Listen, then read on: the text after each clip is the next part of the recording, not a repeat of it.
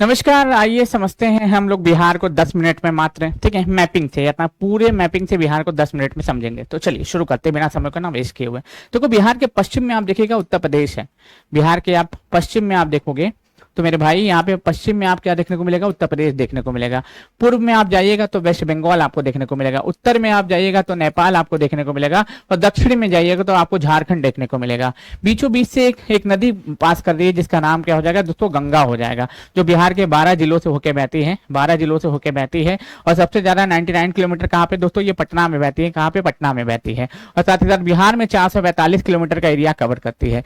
ये बक्सर चौसा से प्रवेश करती है। जो बक्सर है, आप सभी लोगों को बता दूं, बक्सर जो चौसा है ना, बक्सर चौसा से बिहार में प्रवेश करती है। और साथ ही साथ ये कहाँ पे दोस्तों? कटिहार से बाहर निकल जाती है। कटिहार जो है, इस कटिहार से ये बाहर निकल जाती है। कटिहार से बाहर निकल जाती है। नेपाल के साथ आप देखिएगा कौन कौन से जिले बॉर्डर बनाते हैं दोस्तों? तो पश्चिमी चंपारण, पूर्वी चंपारण, सीतामढ़ी, मधुबनी, सुपौल, अररिया, किशनगंज, 7 जिले इसके साथ बॉर्डर बनाते हैं।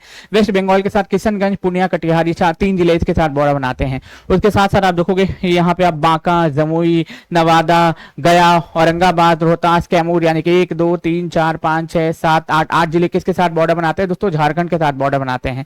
और पश्चिम में आप देखोगे उत्तर प्रदेश है, जहां पे वेस्ट चंपारण, गोपालगंज, सिवान, सारण, फिर उसके बाद भोजपुर, बक्सर, कैमूर, रोहतास, यानी कि 8 जिले यूपी के साथ भी बॉर्डर बनाते हैं।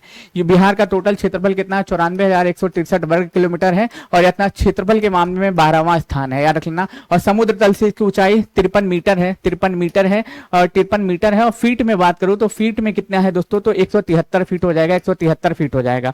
बिहार का गठन 22 मार्च 1912 को बंगाल से पृथक करके किया गया था। फिर 1 अप्रैल को ये किससे? 1 अप्रैल 1936 को, 1 अप्रैल 1936 को ये उड़ीसा से पृथक होता है। फिर 15 नवंबर सन 2000 को किससे? ये झारखंड से पृथक होता है। उसके बाद अस्तित्व में आता है और 22 मार्च को ही बिहार दिवस के रूप में भी हम लोग सेलिब्रेट करते हैं। अब यहाँ पे देखो, वेस्ट चंपारण में एकमात्र नेशनल पार्क भी आपको देखने को मिलेगा जिसका नाम हो जाएगा वाल्मीकि नेशनल पार्क और वाल्मीकि टाइगर रिजर्व भी है। फिर ईस्ट चंपारण है। फिर उसके बाद सीतामढ़ी आपको देखने को मिलेगा। यहाँ पे सीतामढ़ी में माता सीता की 251 फीट ऊंची प्रतिमा बनाई जा रही है। मधुबनी, यहाँ की पेंटिंग को जीआई टैग मिला हुआ है। अररिया, यहाँ पे दूसरा चिड़ियाघर बनाया जा रहा है। और किशनगंज बिहार का सबसे पूर्वी जिला है। सबसे पूर्वी जिला बिहार का कौन हो जाएगा दोस्तों? ये किशनगंज हो जाएगा। सबसे पूर्वी जिला बिहार का कौन? किशनगंज हो जाएगा। पश्चिमी जिला कौन हो जाएगा दोस्तों? पश्चिमी चंपारण।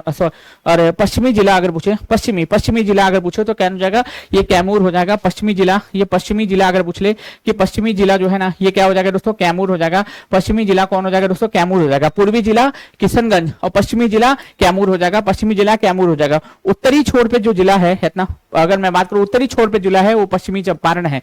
पश्चिमी चंपारण उत्तरी जिला हो जाएगा। उत्तरी जिला हो जाएगा। और दक्षिणी जिला गया हो जाएगा। दक्षिणी जिला कौन हो जाएगा दोस्तों? गया हो जाएगा। दक्षिणी जिला कौन हो जाएगा दोस्तों? गया हो जाएगा। गया सबसे गर्म रहता है। गया सबसे गर्म एवं सबसे ठंडा जिला भी हो जाएगा। सबसे ठंडा जिला भी हो जाएगा। ठीक है। और याद रखना, किशनगंज जो है ना, यहाँ पे सबसे ज्यादा वर्षा भी होती है। सर्वाधिक क्या होती है दोस्तों? सर्वाधिक वर्षा भी किशनगंज में ही होती है। याद रखना, बिहार का जनसंख्या घनत्व 1106 है। याद रख लीजिएगा। और बिहार में भी सबसे ज्यादा कहां पे है दोस्तों? तो शिवहर में है। कहां पे? शिवहर में है। कितना? 1880 है। 1880। और सबसे कम कहां पे है दोस्तों? तो सबसे कम आपको कहां पे देखने को मिलता है? ये आपको कैमूर में देखने को मिलता है। जहां पे 488 है। 488 जनसंख्या घनत्व आपको देखने को मिलता है। सबसे ज्यादा कहां पे देखने को मिलता है? अच्छा, बिहार का लिंगानुपात कितना है? बिहार का लिंगानुपात बताइए सभी लोग। बिहार का लिंगानुपात कितना है? ठीक है, 935 शिशु लिंगानुपात है। 918 ऐसे है लिंगानुपात। कहां का? बिहार का। बिहार के बारे में बात करूं तो सोमेश्वर श्रेणी बिहार का सबसे ऊंचा स्थान है जो पश्चिमी चंपारण में आपको देखने को मिलता है। बिहार में सर्वाधिक लिंगानुपात अगर कहीं पे है तो कहां पे है दोस्तों? सर्वाधिक लिंगानुपात कहां पे है दोस्तों? गोपालगंज में है। 1021 है। ठीक है। और सबसे कम कहां पे? मुंगेर में है। और सबसे पढ़ा लिखा जिला अगर कोई है तो रोहतास है। रोहतास में पाइराइट्स मिलता है। क्या मिलता है दोस्तों? पाइराइट्स मिलता है। डोलोमाइट मिलता है। डोलोमाइट मिलता है। क्वार्टजाइट मिलता है। सब यही मिलता है। औरंगाबाद में सबसे कम वर्षा होती है। सबसे ज्यादा वर्षा किशनगंज में होती है। ये सारी चीजें भी आप याद करते हुए चलिएगा। यहाँ से भी पेपर में आपके प्रश्न पूछे जाते हैं। ठीक है। जमुई में आपको देखोगे रामसर साइट आपको देखने को मिलेगा। नागी या इतना नागी देखने को मिलेगा, नकटी आपको देखने को मिलेगा। अब कटिहार में आओगे तो गोगा बिल झील देखने को मिलेगा, गोगा बिल या गोगा बिल झील देखने को मिलेगा, ये भी रामसर साइड है। बेगूसराय में आओगे तो कावल ताल झील या कावल ताल झील देखने को मिलेगा, ये कावल ताल झील आपको देखने को मिलेगा। उसके साथ बक्सर में आओगे तो उदयपुर झील देखने को मिलेगा। बक्सर में नहीं, बक्सर में गोकुल जलाशय, बक्सर में क्या है दोस्तों, बक्सर में आपको क्या है दोस्तों, बक्सर में आपको क्या देखने को मिलेगा मेरे भाई, बक्सर में आपको गोकुल जलाशय, बक्सर में आप आइएगा तो यहाँ पे गोकुल जलाशय देखने को मिलेगा। और पश्चिमी चंपारण में जाइएगा तो उदयपुर झील देखने को मिलेगा, उदयपुर झील देखने को मिलेगा। और बिहार में टोटल रामसर साइट की संख्या कितनी है, 6 है, तो ये भी आप याद कर सकते हैं, ये भी आप याद कर सकते हैं, ठीक है। नवादा, ठीक है।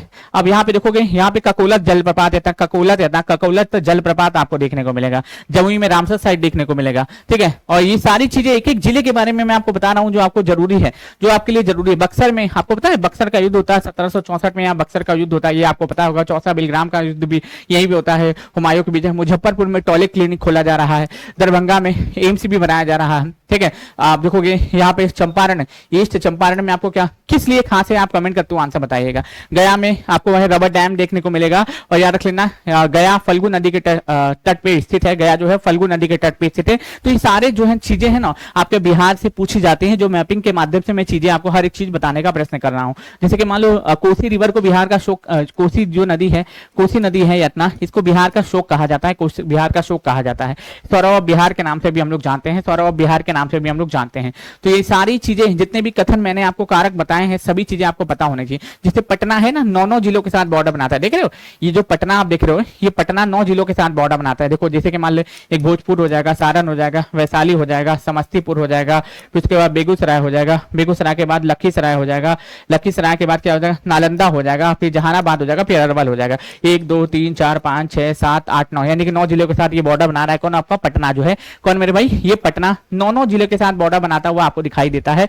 ये बात याद रख लीजिएगा। ये सभी की चीजें यहाँ से पेपर, जैसे मान लो बिहार के, अब बिहार में कभी कभी ये भी पूछ लेता है भैया कि बिहार में उत्तर से दक्षिण तक की लंबाई कितनी है, तो 3 4 5 किलोमीटर है, 3 4 5 किलोमीटर है। बिहार से पूर्व से पश्चिम तक की लंबाई कितनी है, तो 4 8 3 किलोमीटर है, 4 8 3 किलोमीटर है। बिहार का क्षेत्रफल 94,163 वर्ग किलोमीटर है, तो 94,163 वर्ग किलोमीटर है। तो ये चीजें भी आपसे पूछी जाती हैं पेपर के पर्पज से, ठीक है। पेपर के पर्पज से ये सारी चीजें भी आपसे पूछी जाती हैं, ये सारी चीजें आपसे पेपर में पूछी जाती हैं। जमुई में आप देखेगा तो जमुई में आपको सोना भी देखने को मिलता है, यहाँ पे सोना भी मिलता है, सोना भी मिलता है, सोना भी खनिज पाया जाता है। इसके कारण भी इससे प्रश्न पूछे जाते हैं, इसके कारण भी यहाँ से प्रश्न पूछे जाते हैं। तो हर एक पॉइंट को, हर एक डायमेंशन को हमने टच करने का कोशिश किया है इस प्रश्न के माध्यम से। आई थिंक आपको छोटी सी क्लासेस अच्छी लगेंगी, इसी तरीके से छोटी छोटी क्लासेस आपके लिए लाते रहेंगे, आपको सफल बनाएंगे। और हाँ, अगर हमारा कोई भी बैचेस लेना चाहते हैं तो the education week app install करें और बैचेस को ले लें। बहुत बहुत शुक्रिया, बहुत बहुत धन्यवाद। आज के लिए छोटी सी क्लास में बस इतना ही।